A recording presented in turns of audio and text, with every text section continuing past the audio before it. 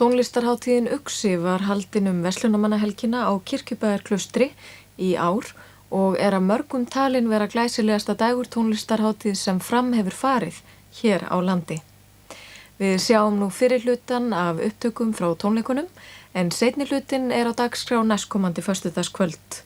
Dagskrárgerð önnuðust Arnari Knútssyni, Kristófer Dignusi og Erni Marínó Arnarsyni en framleiðandi Kelvin Myndir. Þessi þáttur styrktur af Eurocard Atlas.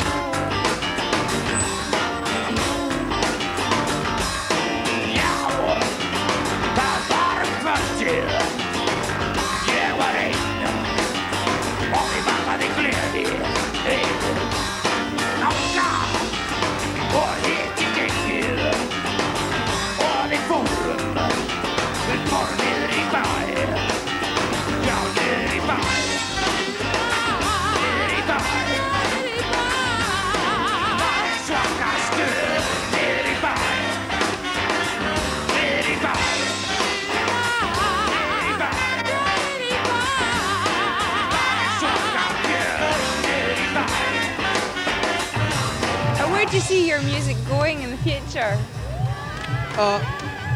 Professor. It's always going in the same direction. We're trying to refine the primal Icelandic funk that came here with like the lava and the papas. The papas used to be here, the lava and the papas. And they, I think, were like the big funk thing, you know, back in ancient times. So we're trying to find this groove and instill it back into the Icelandic people because they deserve that. Would you say you're a natural born leader? Definitely, yes. I was born 7,000 years ago and I've been a leader since. And how do the rest of the band feel about this? How do you feel? How do you feel? It's great. It's fucking great.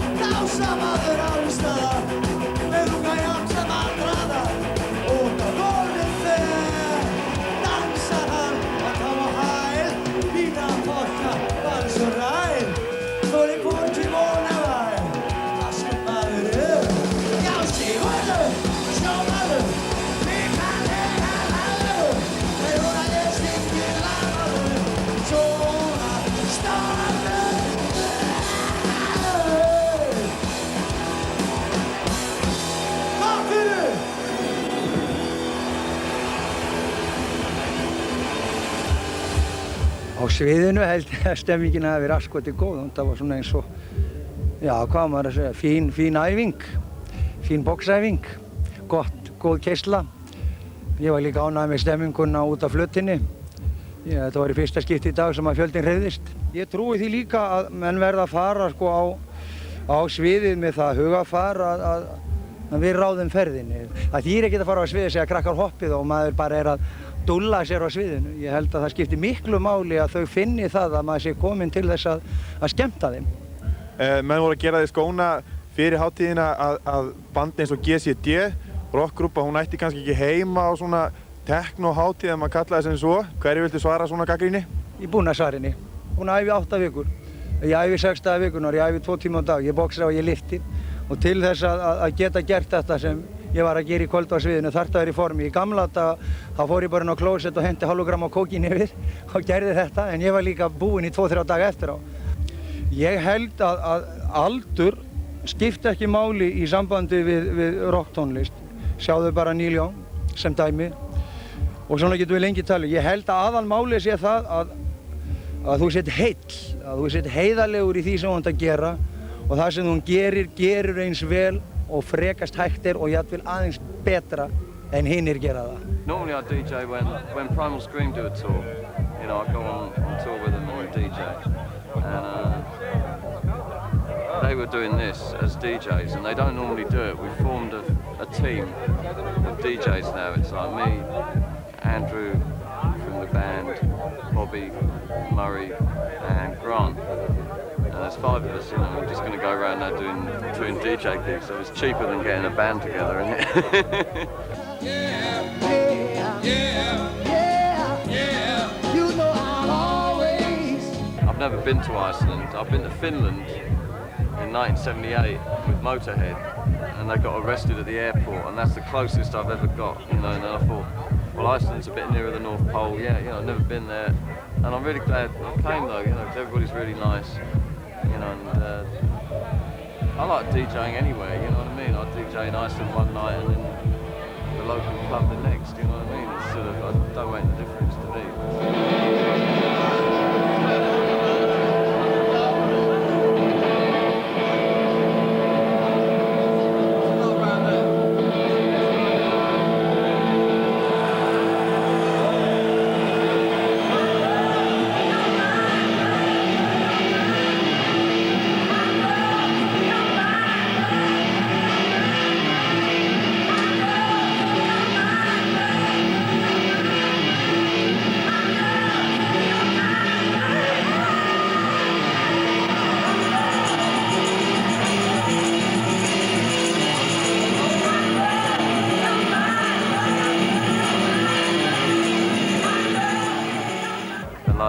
In 1976 I was going around with the Clash, you know, and the Sex Pistols, so I did this magazine. I used to go on the road with these bands like the Clash and Susie and the Banshees and Blondie and the Ramones, and just write about what happened, you know, and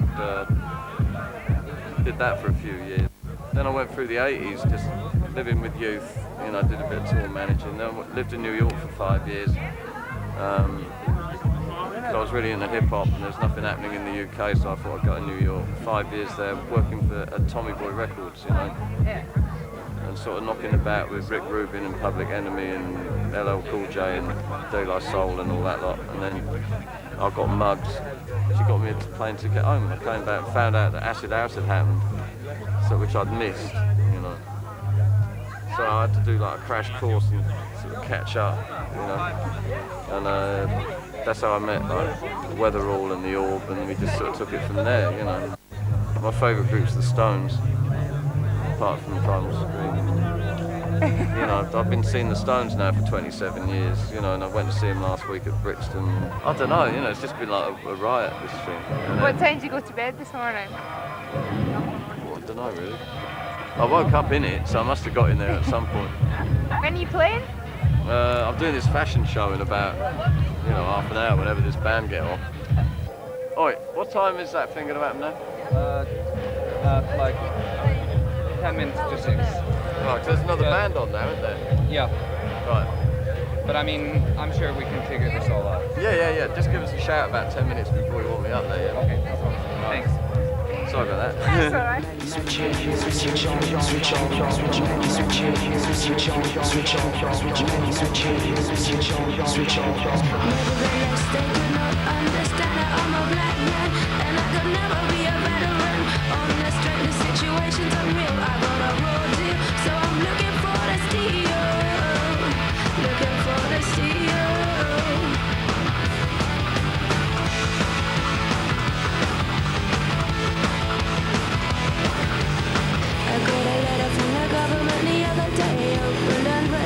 Said they were suckers. They wanted me for their army or whatever. Picture me, give it a damn. I said never. Here was a land that never gave a damn about a brother like me and myself, because I never did. I wasn't with it, but just that very minute it occurred to me the suckers had authority. Come sweating as I dwell in my cell. How long has it been? They got me sitting in a state pen. I gotta get out what I thought was thought before. I contemplated a plan on the cell floor. I'm not a fugitive on the run. I'm not. Okay, what brought you here? I don't know, the excitement of 24 hours of daylight and the music, you know, the people. So what do you think of Iceland so far? It's beautiful. As you can see, it's just fantastic, you know. I mean, you've got the glaciers over there, and just the scenery is just so breathtaking, isn't it? It is. How long are you staying for? I'm flying back on Monday. It's a bit of a short one, but I'm coming back, definitely. I'm a bit of a star around here, being the only black guy around here, so, you know, I'm going to milk it next year. And have you enjoyed the festival so far? So far it's been brilliant. You know, they're so warm, they just make you feel at home. In fact, it just gets too much because they just smother you, you know, in a friendship. It's just great. If you'd like. That's my hobby. Why did you come here? What brought you here? It's really hot in London. No, I've always wanted to go to Iceland. Spiritually, it always sounded like a fascinating place. Same as like some parts of England, like the South Downs and Glastonbury and same like that. It feels like that here. I want to go and look at mud pools and hot geysers and things like that tomorrow. I used to work with Anne Clark, and I've worked with Psychic TV and Jar Wobble and On You Sound and all sorts. And now I'm working with all the Sabres crew and Emissions label, and it's really nice to get out to Iceland finally. We were told that it was perpetual daylight. It was always daylight here, and somebody lied.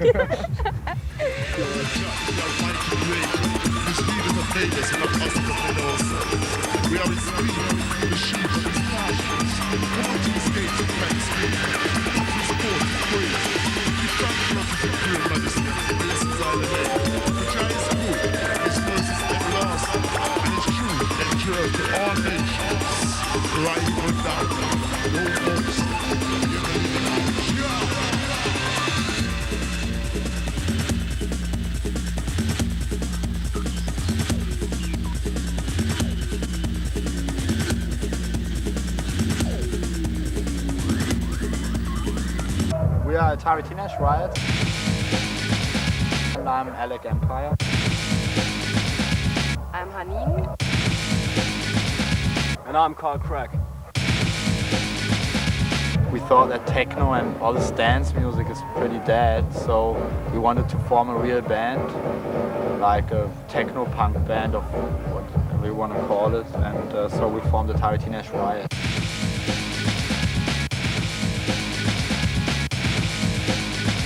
How many albums have you out? One. It's called 195. No, 1995. It's a bit like a mix of punk and hardcore techno. And when you were younger, were you all punks? Me, yes. Yeah, I was playing in a punk band. I was involved in hip-hop. So this is quite a departure for you. Oh no, it's just the energy is the same.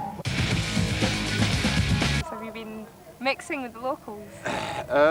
Yeah, they come up to us and sometimes, and they remember us from this magazine which is around because they saw the photo.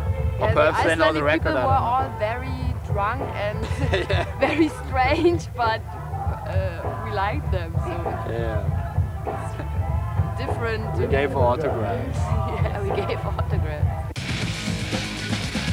That's excellent. That's real rock and roll. Yeah, perhaps.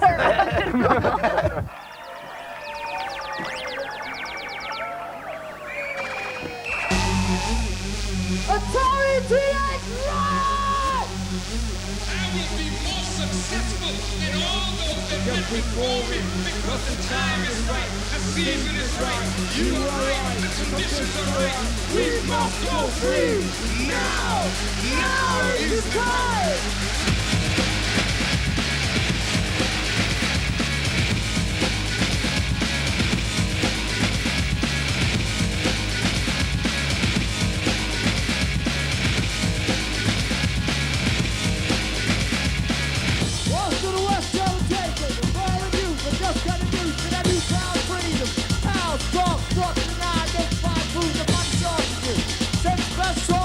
Let us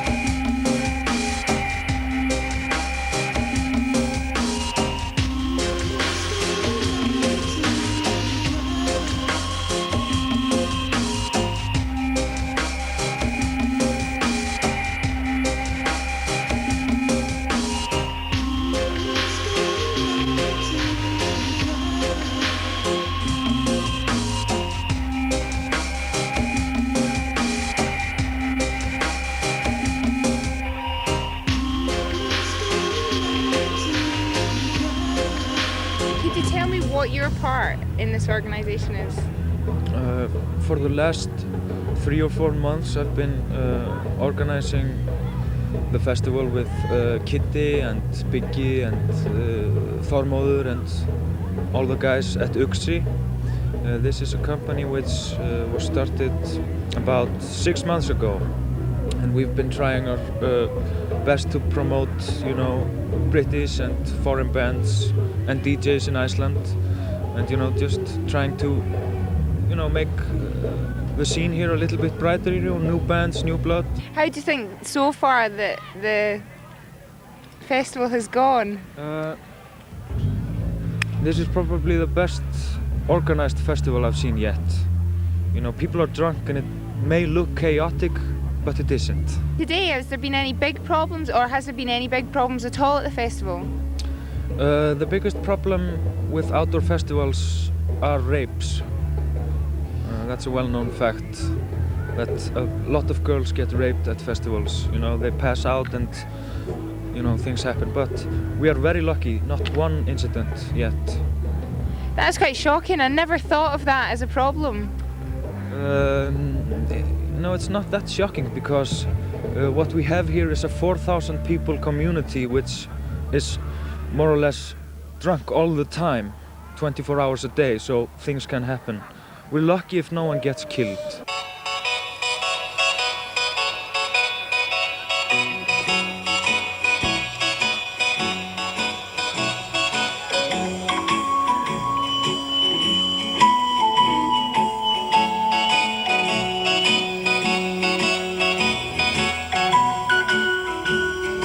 How long have you been together? 7 years now. 2 albums, 7 years. Not bad.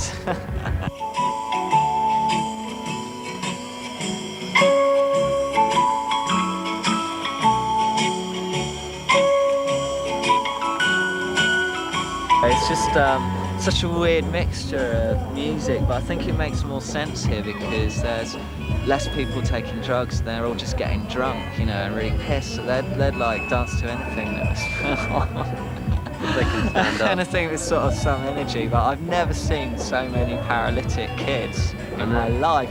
You have to give them a 10-metre wide berth. We just spent the whole night ricocheting off people, and you turn around to see if someone just sort of nudged you, and they'd just be on their back. It's just like this sort of dodging kind of thing going off everywhere.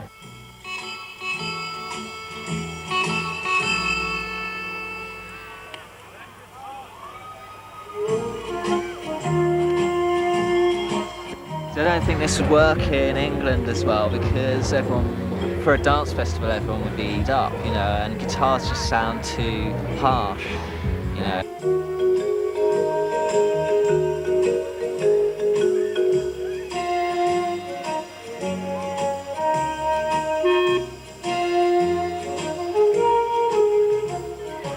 Like this anthem that we wrote a few years ago that we dig out every so often, and we've kind of put a hefty beat behind it, and we're just gonna, it's about 20 minutes long or something, and we're just gonna like blast that one out at the end. It's kind of a trancey guitar thing, so it'll, if they're not on their backs by the end of it, then I want to know why.